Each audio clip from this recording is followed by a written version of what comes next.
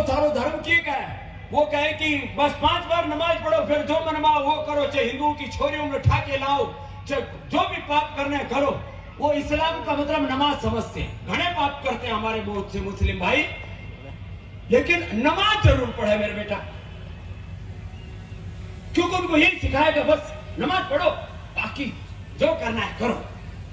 आतंकवादी बन गए घने, बाकी और जितने भी अपराधी घने बन गए, नमाज जरूर पढ़नी, बस इतना ही सिखाओ, नमाज पढ़ो, जो मनवाए वो करो। ऐसा हिंदू धर्म नहीं है। मुफ्ती साहब, सबसे पहले हमारे चैनल को टाइम देने के लिए आपका शुक्रिया।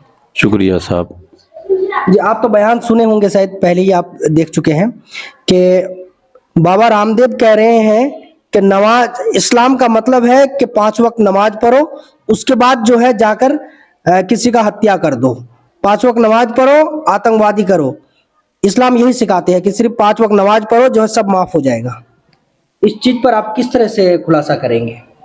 इस्लाम का पहचान वो जिस तरह से दिखाया है।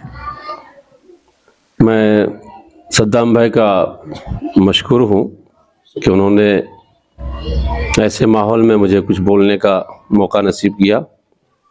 अल्लाह तबारक तआला हम सबों को सही बोलने और उस पर अमल करने की तौफीक अता फरमाए।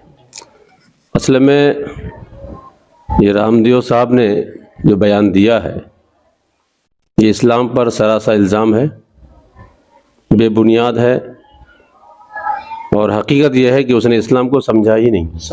हम तो वही देख रहे हैं, वीडियो के जरिए से पता चलेगा कुछ भी नहीं जानता है। उसने इस्लाम को समझा नहीं है।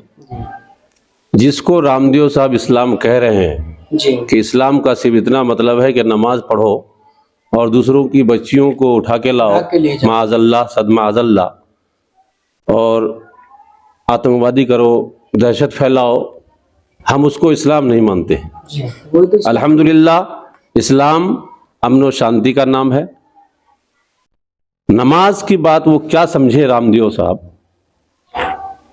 अल्लाह तबारक तआला इरशाद फरमाता है कि इन्नस्सलाता तन्हा अनिल फहशाइ वल मुनकर, बेशक नमाज बेहयाई और बुराई से रोकती है। नमाज बेहयाई और बुराई से रोकती है, और ये रामदेव साहब कह रहे हैं कि नमाज पढ़ो और आतंक फैलाओ, नमाज पढ़ो और दूसरों की बच्चियों को उठा के लाओ, माअज़ल्लाह सदमाअज़ल्लाह। ये सरासर इल्ज़ाम है, ये रामदेव की जिहालत है, हिमाकत है, और ऐसी ज़बान पर रोक लगाना बहुत ज़रूरी है। तो रामदेव जी कोई आम शख्सियत नहीं है, एक नेशनल इंटरनेशनल चेहरा बन चुका है। भारत का जो मौजूदा रूलिंग सरकार है इस वक्त काफी करीबी माने जाते हैं, लेकिन उन्होंने जिस तरह का बयान दिया है, आए दिन देख रहे हैं कि बहुत लोग जो सरकार के खिलाफ कुछ भी बोलते हैं, बड़े मोटे बातों पर जो है यूएपीए लगा दिया जाता है, देशद्रोही का केस लगा दिया जाता है। लेकिन रामदेव जी जो बयान दिया है, इस पर आप लोगों का क्या? देखिए, हमने भी सुना है कि रामदेव जो है एक धर्म गुरु है। जी, धर्म गुरु है। लेकिन आज के उसके इस बयान को सुनने के बाद मुझे हैरत हो रही है कि उसको लोगों ने धर्म गुरु माना कैसे है।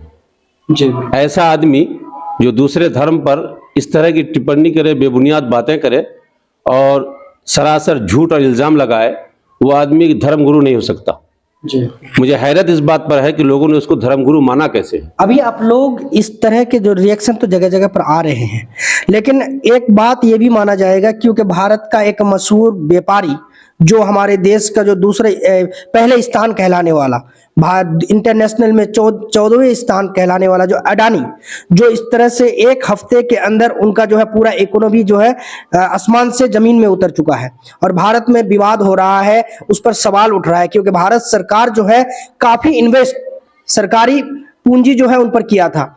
अभी जो है एक देश का जो एक इकोनॉमी का व्यवस्था है, ये चरमरा रहा है, उस पर सवाल उठने के बजाय ये कई विवादित बयान देकर मुसलमानों को भड़काने की कोशिश तो नहीं है? किस नजर से देखते हैं इसको? देखिए, काफी दिनों से आ रहा है, बीच बीच में कोई ना कोई बयान आते रहता है। इससे पहले मैं भारत सरकार से गुजारिश करूंगा कि वो इस तरह के भड़काऊ बयान पर सख्त से सख्त कार्रवाई करे, रोक लगाए। बहुत हो गया भड़काऊ बयान। अब देश को बचाने की जरूरत है, देश में तरक्की की जरूरत है। इस तरह के भड़काऊ बयान से देश तरक्की नहीं कर सकता।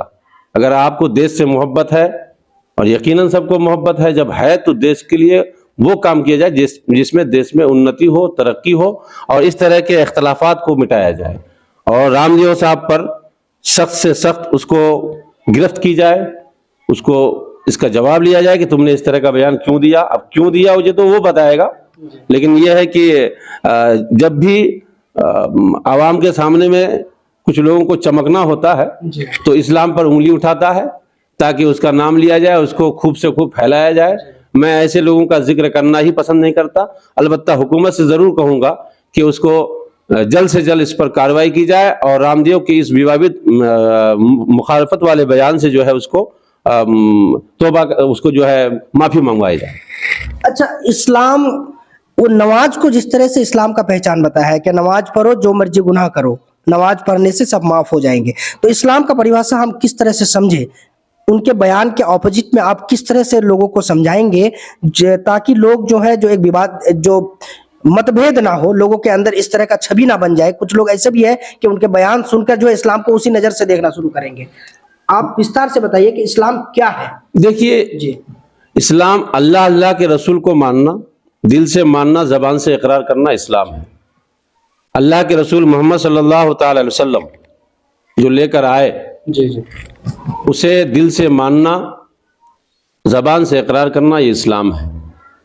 इस्लाम में इस तरह का बयान कहीं भी मौजूद नहीं है, बल्कि इसको सख्त सख्त हराम करार दिया है।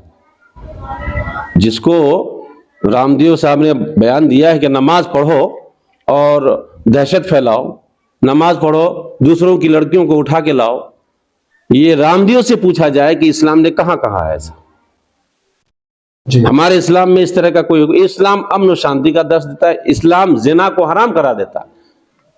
अब ये जिना का हुक्म दे रहा है कि उठा के लाओ, नमाज पढ़ लो। इस्लाम सिर्फ नमाज पढ़ लेने का नाम नहीं, इस्लाम सिर्फ दाढ़ी रख लेने का नाम नहीं। इस्लाम अल्लाह अल्लाह के रसूल ने, अल्लाह अल्लाह के रसूल के हुक्म को दिल से मानना और उसे इकरार करने का नाम इस्लाम है। नमाज बेहयाई और बुरी बातों से रोकती है तो वो ज़िना का हुक्म कहां से देगी? इस्लाम में ज़िना की सख्त मजम्मत है, हराम है, हराम है, हराम है। और ये रामदेव साहब इस तरह का बयान दे रहा है, इस पर पाबंदी लगाई जाए। अच्छा, इस्लाम को आतंकवाद की परिभाषा में समझते हैं कि नमाज पढ़ो, आतंकवादी करो, इस्लाम का यही भाषा है, ये भी वो बता रहे हैं। सर, इस पर क्या कहेंगे? क्या इस्लाम आतंकवादी सिखाते हैं? माज़अल्लाह, इस्लाम अमन का दर्श देता है, इस्लाम शांति का दर्श देता है, इस्लाम मोहब्बत का पैगाम देता है।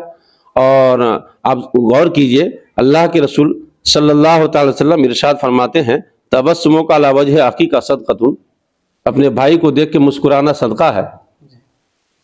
वह अम्रुका बिल मारूफ सदक़तुन, अच्छी चीजों का हुक्म देना सदका है। वह नहीयुका अनिल मुनकर सदक़तुन, बुराई से रोकना सदका है। वह इमाततुल अज़ा अनित तरीक़ सदक़तुन, रास्ते से तकलीफ देने वाली चीज को हटा देना सदका है। तो जिस इस्लाम में रास्ते में सब चलेंगे, हिंदू मुस्लिम सिख ईसाई सब उस रास्ते से चलेंगे, लेकिन तकलीफ देने वाली चीज को उठा देना इबादत है, सदका है। तो आप बताइए, वो इस्लाम कहीं आतंक का हुक्म देगा, कहीं दहशतगर्दी का हुक्म देगा? इस्लाम अमन शांति का नाम है, भाईचारगी का नाम है। और अल्हम्दुलिल्लाह हम इस्लाम पर अमल करने वाले हैं। और कोई अगर किसी चीज को इस तरह के लोगों को अगर वो समझता है कि दहशत फैलाना, ये करना, वो करना, आतंक से जोड़ना, इस्लाम का आतंक से कोई ताल्लुक नहीं है, दहशतगर्दी से कोई ताल्लुक नहीं है। जो लोग भी जोड़ रहा है वो इस्लाम पर बेबुनियाद इल्जाम लगा रहा है। मुफ्ती साहब, बाबा रामदेव जो है हमारे ही कौम के एक जो है एक हिस्सा, उनको स्पेशल तौर पर चीफ गेस्ट के तौर पर बुलाते हैं।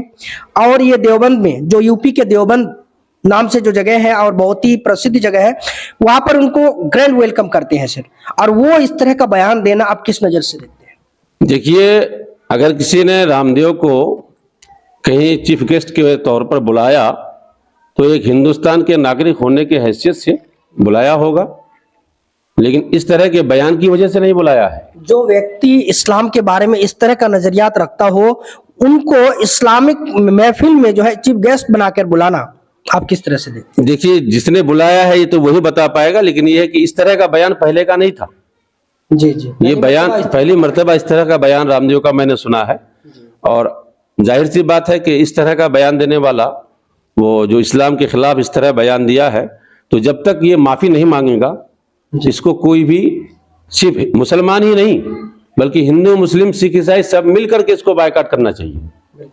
ये एक सिर्फ इस्लाम के खिलाफ नहीं बोला है, गोया कि ये हिंदुस्तान में, पूरे हिंदुस्तान में जो है हमारे आइन के खिलाफ बोल रहा है, सेकुलरिज्म के खिलाफ, सेकुलरिज्म के खिलाफ बोल रहा है। हमारे हिंदुस्तान में अमन शांति है, भाईचारगी है, हिंदू मुस्लिम सिख ईसाई को सबको बुनियादी तौर पर जो है अपने अपने मजहब पर अमल करने का अख्तियार है, अधिकार है। और ये इस तरह, अरे तुमको बोलना ही था तो तुम अपने हिंदू के ताल्लुक से तुम बोलो ना, हिंदू धर्म के ताल्लुक से, तुमको कौन मना कर रहा है। लेकिन इस्लाम पर टिप्पणी करना, ईसाइयत पर टिप्पणी करना या किसी और मजहब पर जो है उंगली उठाना, ये तो ना हिंदुस्तान का आइन इजाजत दे रहा है, ना कोई मजहब इजाजत देता है। अच्छा, इस्लाम के ताल्लुक से हम किस तरह से समझे, इस्लाम क्या है, क्या मैसेज देता है सर, और गैर मुसलमानों को किस नजर से देखते हैं इस्लाम? देखिए, इन्नद्दीन इंदल्लाहिल इस्लाम, बेशक अल्लाह के नजदीक पसंदीदा दीन इस्लाम है। जी। इस्लाम उस रब की इबादत का हुक्म देता है जो इबादत के लायक और मालिक हकीकी, पूरी दुनिया का खालिक मालिक, वो हमेशा से है, हमेशा रहेगा। ना उसका रंग है, ना रूप है, वो जिस्म जिस्मानिया से पाक, मकीन और मकान से पाक, जगह से पाक, ऊपर नीचे से पाक, उसकी कोई मिसाल नहीं है। ऐसे रब की इबादत का हुक्म इस्लाम दे रहा है जो माबूद हकीकी है, इबादत के लायक है। इस्लाम में जो 5 अरकान हैं, तौहीद, ईमान, नमाज, रोजा, ज़कात, हज। अब आप गौर कीजिए कि तौहीद के बाद नमाज है। जी। जब कोई आदमी नमाज के लिए जाएगा तो इस्लाम मुसलमान को डायरेक्ट नमाज के लिए नहीं कह रहा है कि नमाज पढ़ लो, कि नमाज से पहले अपने तन को भी साफ करो, मन को भी साफ करो, जिस्म को पाक रखो, जहां नमाज पढ़ी जाए वो जगह पाक हो, जिस कपड़े को आप पहन के नमाज पढ़ेंगे वो कपड़ा पाक, जिस्म पाक, लिबास पाक, ये सब पाक हो, और आपका दिल भी पाक हो। जी। अब जिस आदमी के दिल में बुग़्ज़, कीना, हसद, अदावत ये सब रहेगा, वो सर झुकाने से भी क्या फायदा। जी। तो इस्लाम अमन शांति, भाईचारगी और माबूदे हकीकी का पता देता है, अल्लाह की इबादत का हुक्म देता है। अब रहा सवाल कि दूसरे मजहबों को, तो दूसरे मजहबों को हम इस्लाम की खूबियां बताएंगे, इस्लाम की अच्छाइयां बताएंगे। अगर समझ में आ रहा है तो इस्लाम को अच्छा समझे, नहीं समझ में आ रहा है तो उसकी मर्जी। हम किसी को जबरदस्ती किसी चीज के लिए हम दबाव नहीं देते, इसलिए कि जबरदस्ती किसी चीज को मनवाना, आप उसको दिल से नहीं मनवा सकते हैं। और इस्लाम दिल से मानने ही किसे इस्लाम को मानते हैं, मुसलमान होता है। जब तक आप दिल से इस्लाम के अरकान को एक्सेप्ट नहीं करेंगे, कबूल नहीं करेंगे, उस वक्त कोई मोमिन नहीं हो सकता। तो जबरदस्ती किसी को मनवाना ये हमारा काम नहीं, ना इस्लाम इसको कहता है। जबरदस्ती नहीं मनवाना है। हाँ, इस्लाम की जो खूबियां हैं वो बताइए, उसको आप लोगों को बताइए। ये अगर किसी को अच्छा लग जाए, समझ में आ जाए तो उसके नसीब, नहीं आता है तो उसकी किस्मत।